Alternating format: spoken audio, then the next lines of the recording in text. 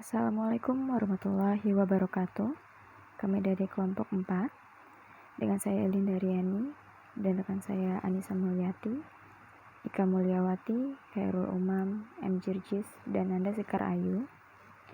Kali ini kita akan membahas perencanaan kebutuhan bahan dan manufaktur just in time.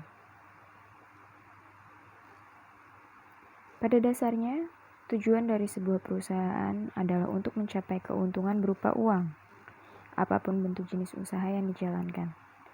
Untuk mencapai tujuan tersebut, perusahaan harus melakukan aktivitasnya dengan cepat dan tentunya hemat biaya, sehingga bisa memenuhi selera pelanggan dan mendapat kepercayaan yang tinggi.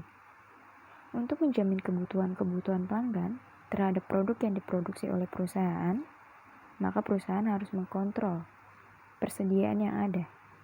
Oleh karena itu, perusahaan harus menerapkan sistem yang efektif guna merespon masalah-masalah yang timbul. Sistem yang digunakan oleh perusahaan antara lain Material Recruitment Planning atau MRP, atau juga bisa disebut dengan perencanaan kebutuhan bahan. Dan sistem lainnya yaitu Manufacture Just in Time. Selanjutnya di sini pertama kita akan membahas Material Recruitment Planning atau perencanaan kebutuhan bahan.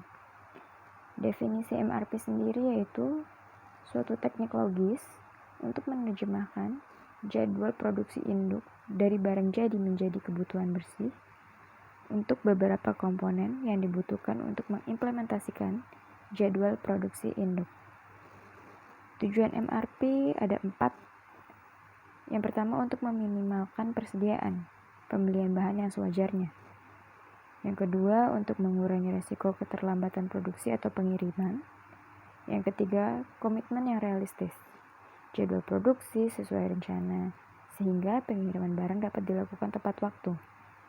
Yang keempat, untuk meningkatkan efisiensi, jumlah persediaan, waktu produksi, dan waktu pengiriman direncanakan dengan lebih baik. Assalamualaikum warahmatullahi wabarakatuh. Nama saya Muhammad Jirjis. Saya akan menyampaikan tentang model dan proses Material Requirement Planning atau disebut juga dengan perencanaan kebutuhan bahan. Nah, untuk dari modelnya adalah itu ada 5 poin.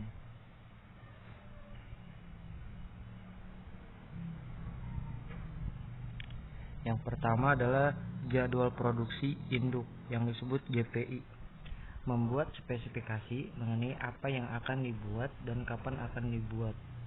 Nah, yang untuk poin B itu disebut juga dengan BOM, spesifikasi Bill of Material, dan merupakan daftar yang rinciannya jumlah komponen, campuran bahan, dan bahan baku yang diperlukan untuk membuat suatu produk.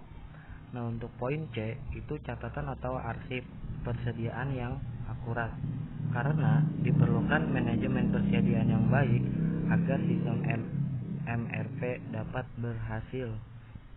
Nah, untuk poin D itu pesanan pembelian. Catatan mengenai pesanan dan tanggal pengiriman itu harus tersedia untuk departemen produksi. Untuk poin E itu lead time. Untuk setiap komponen, departemen produksi menentukan waktu menunggu, bergerak, memasang, dan memproduksi untuk setiap komponen.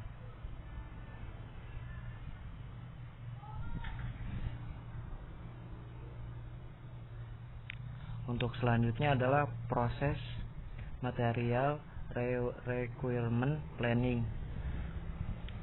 Itu adalah salah satunya netting disebut juga dengan menghitung kebutuhan bersih dari kebutuhan kasar dengan memperhitungkan jumlah barang yang akan diterima, jumlah persediaan yang ada, dan jumlah persediaan yang akan dialokasikan. Untuk kedua, konversi dari kebutuhan bersih menjadi kuantitas pesanan. Untuk ketiga, menempatkan suatu pelepasan pemesanan pada waktu yang tepat dengan cara menghitung mundur dari waktu yang dihendaki dengan memperhitungkan waktu agar dapat memenuhi pesanan komponen. Dan untuk yang terakhir adalah menjabarkan rencana produksi akhir ke kebutuhan kasar untuk komponen-komponennya melalui daftar material. Selanjutnya saya akan menjelaskan tentang perencanaan kebutuhan bahan manufaktur just in time. Definisi just in time atau sering disingkat dengan JIT adalah suatu sistem produksi yang digunakan untuk menentukan kebutuhan pelanggan tepat pada waktunya sesuai dengan jumlah yang dikendakinya. JIT mengarahkan sistem produksi pendekatan untuk menentukan cara menghilangkan semua sumber pemborosan, segala sesuatu yang tidak menambah nilai di dalam kegiatan produksi dengan menyajikan suku cadang yang tepat pada tempat yang tepat dan pada waktu yang tepat pula. Selanjutnya, tujuan JIT. Tujuan dari JIT adalah untuk menghasilkan suku cadang dalam ukuran lot 1. Dalam banyak hal, metode ini secara ekonomis tidak layak, karena adanya biaya setup yang lebih tinggi dibandingkan dengan biaya penyimpanan inventory.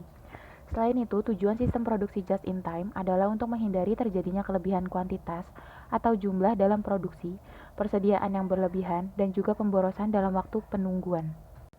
Selanjutnya, elemen sistem just in time.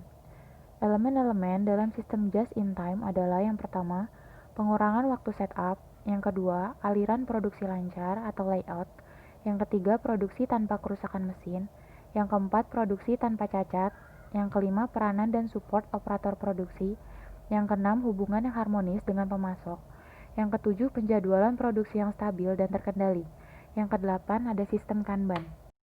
JIT menggunakan suatu sistem penantikan suku cadang yang sederhana yang disebut Kanban untuk menarik suku cadang dari satu pusat kerja ke pusat kerja lainnya. Suku cadang tersebut disimpan dalam kontainer kecil dan hanya sejumlah kecil dari kontainer ini yang disediakan. Jika semua kontainer itu terisi, mesin ditutup dan tidak ada lagi suku cadang yang diproduksi hingga pusat kerja selanjutnya yang digunakan menyediakan kontainer kosong lainnya. Jadi, barang dalam proses terbatas pada kontainer yang ada, suku cadang tersedia jika diperlukan. Jadwal perakitan akhir tepat pada waktunya untuk mendukung kebutuhan produksi. Jika suatu proses terhenti, maka semua proses sebelumnya akan berhenti secara otomatis. JIT dirancang untuk mengungkapkan kesalahan dan memperbaikinya, bukan menutupinya dengan inventory. JIT dirancang untuk mengungkapkan kesalahan dan memperbaikinya, bukan menutupinya dengan inventory. JIT praktis mempengaruhi setiap aspek operasi. Sekian dan terima kasih.